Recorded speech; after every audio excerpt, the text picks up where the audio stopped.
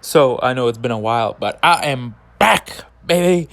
Anyway, this movie has been quite polarizing, as you've probably seen on Rotten Tomatoes or something. And I gotta say, I actually kind of agree. Never thought I would agree with some critics, but here we are. Anyway, before I get to my thoughts on the movie, let's get into the plot. So back in the ancient days, this king made a crown which gave him like superpowers or something. Blah blah blah. Who cares? Anyway, a young kid gets the powers of Shazam, murderizes the king, and then he becomes the hero of this ancient land. And this ancient land's name is Kondak. Kondak. I'm sorry, I don't know. Anyway, so in the present day, the ancient land, is being oppressed by some gang members or something. And an archaeologist basically unearths the crown, the magic crown, and basically says the inscription that's on it, which brings Black Adam back to life. And Black Adam is the kid from the past who murdered the king. So here we are, we came full circle, and this is basically the plot of The Mummy. So, your boy The Rock begins to just slaughter all the gang members for oppressing his land or something. And then freaking Amanda Waller, of all people, suddenly appears, and she brings together the JSA, the Justice Society of America, which only consists of 4 members for some reason. We got your boy Hawkman, we got Dr. Fate, aka James Bond, and then we got Cyclone, who doesn't matter, and Atom Smasher, who is a dumbass. So, great team.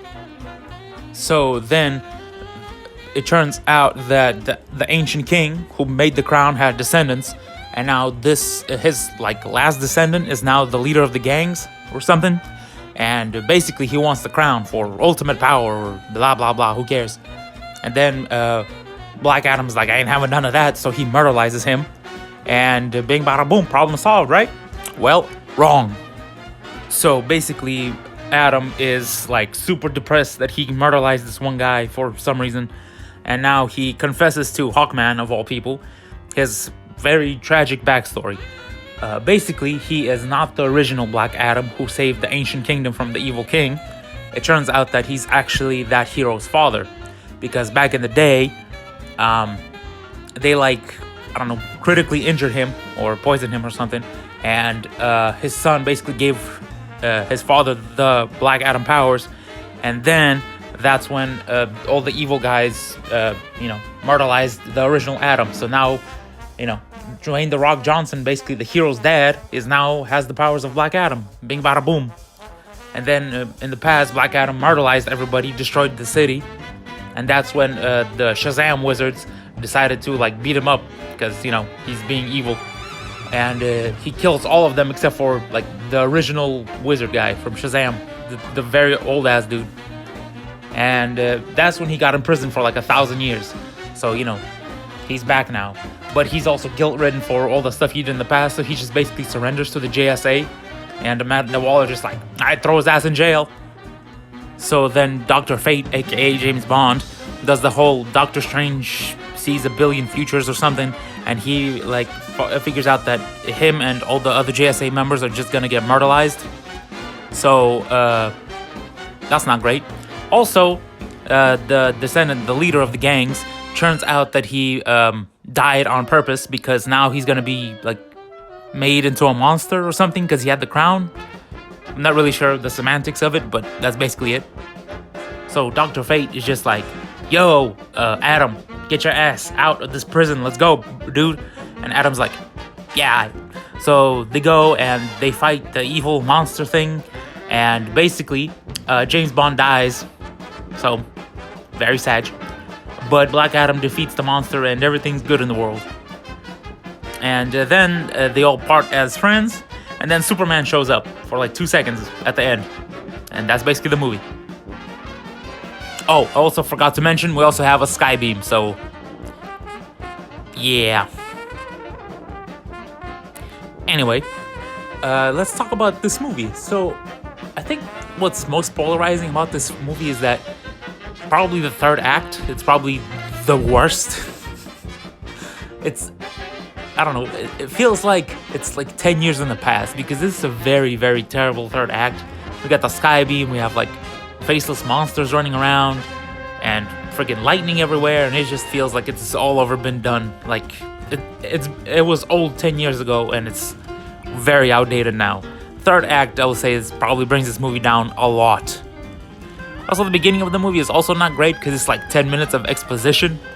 So it's not a great way to start out the movie, but I guess I could get past it.